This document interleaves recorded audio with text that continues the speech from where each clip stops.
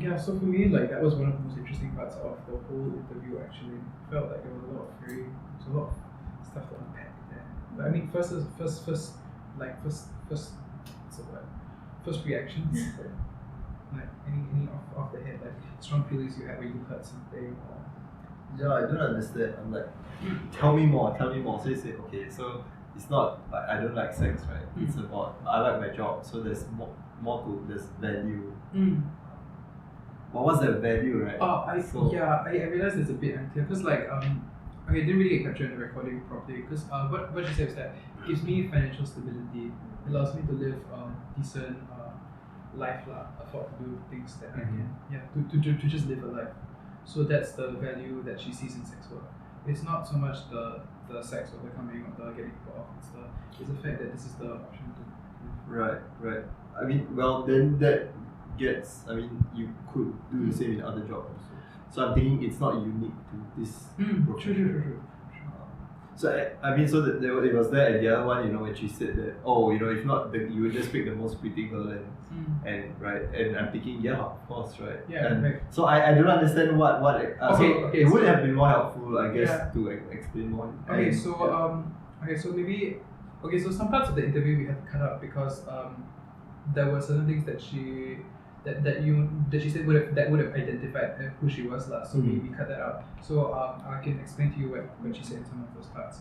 So what she said earlier was that the reason a lot of people go into sex work, right, is because they don't have any viable alternative. No one really goes into sex work wanting to go into sex work. It's like the last option. I got no job. I can't get a job anywhere else. I go to sex work. And the other part, which was what was the second part?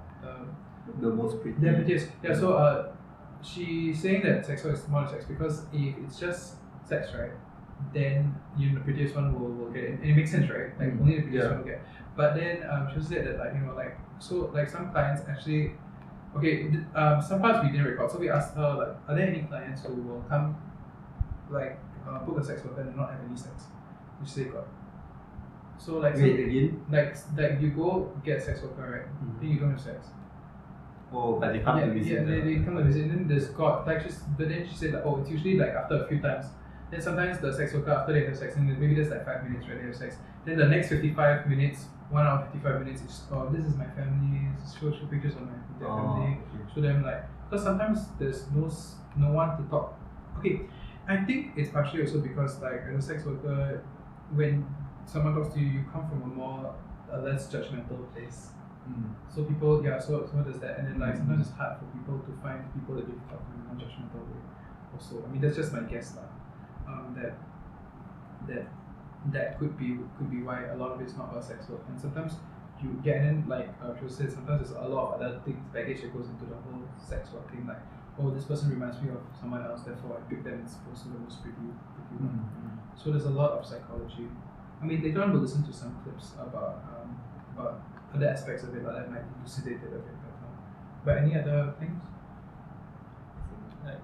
Goes back to the choice, no choice. But, I mean, yes, I do see the value, I do see her as a human and all that. But I still can't share. Obviously, if she had another option, she probably something else.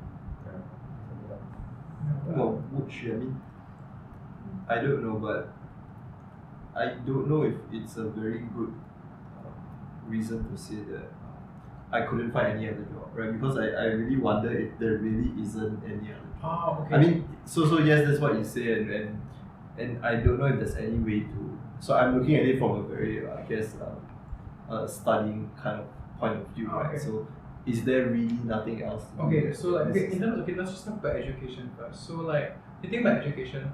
So there's two groups here. So in Singapore, the main licensed sex workers are trans women, right? And you also have foreigners who come in. Foreigners, sometimes, I mean, if you come in to be a sex worker, generally you come from a very poor background, don't have the cash or the means to get an education. And Right. so and sometimes it's a question of the life you can give your family also. So a lot of them have kids or children back home. Yeah, but you can do the same with selling drugs, right? So as in, but selling drugs gets you killed. yeah. And also, in a way, you kind of, say you could do like menial labor in your home country, Mm. but how much can you earn from it? You don't earn as much. Maybe you will not be able to educate your children. In a sense, you don't really break a poverty cycle, like children get educated, but maybe you can earn more as sex worker enough to actually educate your children and then like give them a chance, that kind of thing. So I mean, I think there's a lot of I mean, when she was speaking to us, there are a lot. We realized. I mean, we went in thinking like, oh, we're quite enlightened. We want to work with sex workers. We're very sympathetic. But then we realized actually, no, like our awareness was very limited. Like we didn't really think about, like because of like who we are, where we grew up, right? We just aren't exposed to this kind of of things. We can't